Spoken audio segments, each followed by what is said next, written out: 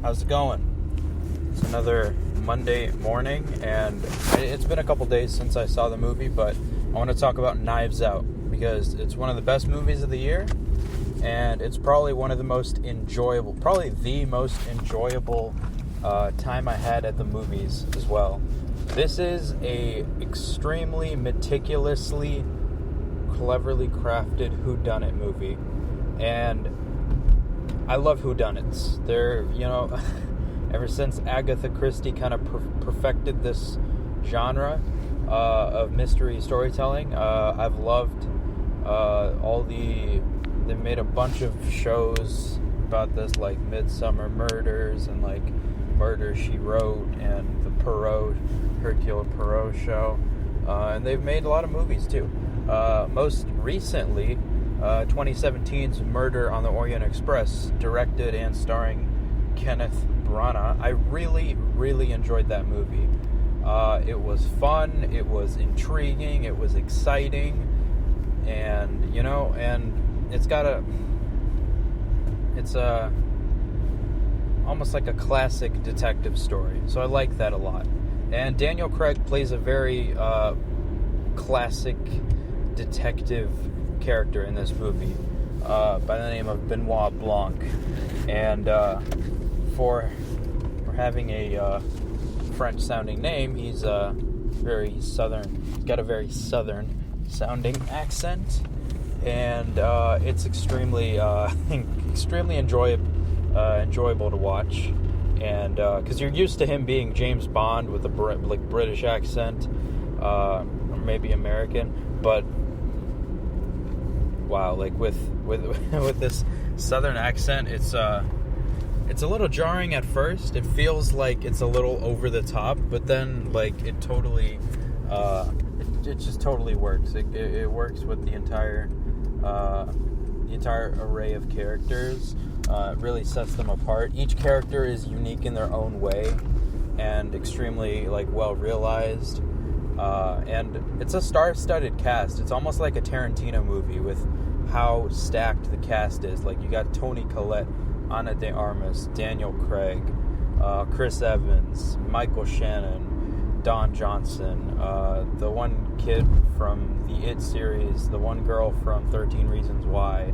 There's a huge cast in this movie, and each of them have the main stars are basically Daniel Craig and Ana de Armas, and then everybody else has pretty much equal amount of screen time.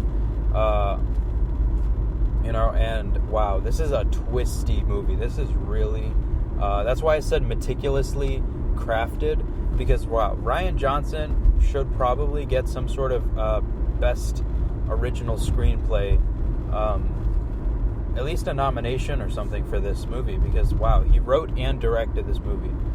So directing also is really, really well done, and a lot of that has to do with how they divulge certain bits of information, and there's a lot of voiceover as people narrate how XYZ would have happened, and then they show that through flashbacks, or it does that really clever thing where it goes back and shows you a different perspective to things we've already seen before, and just a little twist on those things. So I thought that was really neat. So obviously, from a directing standpoint, you need to have all those different perspectives in line, and you gotta form a story around it all. So that takes a lot of planning, and you need to have a story outline, and then once you have your outline, you need to figure out how to weave the plot line through this outline.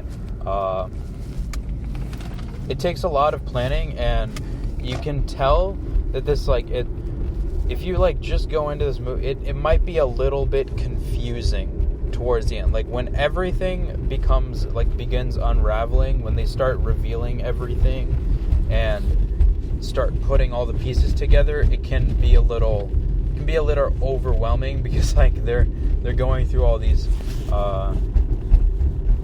all these different story beats and explaining away things that we saw, but just from a different perspective, or a different reason for the things that happened the way they did. So like the movie, as it goes along, it changes like the way that you think of the events that happened and the events that transpired.